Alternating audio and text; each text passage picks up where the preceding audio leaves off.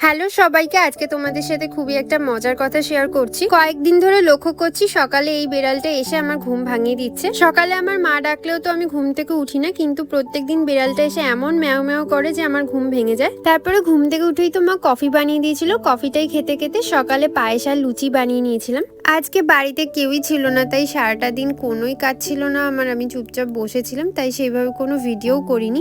রাতে ভেবেছিলাম চিকেন রেজালা বানাবো, তাই জন্য মাকে বলে দিয়েছিলাম আসার সময় চিকেন নিয়ে আসতে। আর মা যখনই চিকেনটা এনেছিল আমি সোজা ম্যারিনেট করে স্টার্ট করে দিয়েছিলাম রান্না করা। এরপরে তো সন্ধ্যেবেলা আলুর চপ খেতে খেতে আমি লুচিগুলো ভেজে নিচ্ছিলাম। আর আমি যেহেতু একাই লুচিগুলো বানাচ্ছিলাম, শেপগুলো দেখো প্রত্যেকটা আলাদা আলাদা রকমেরই হয়েছিল। আমি তো বাড়িতে কখনো কখনোই রান্না করি, আর প্রতিবারের রান্নাগুলো আমার ঠাম্মি খেয়ে যখন বলে ভালো হয়েছে, সেই দিনটা তো আমি খুবই খুশি হয়ে যাই। এরপর রাতে রান্না হয়ে যাওয়ার পরে তো খেয়ে নিয়েছিলাম। আজকের জন্য এতটাই। আজকে মিনি ব্লগটা কেমন লাগলো অবশ্যই জানিও। ভালো লাগলে আমার ইউটিউব চ্যানেলটাকে সাবস্ক্রাইব করে দিও। টাটা।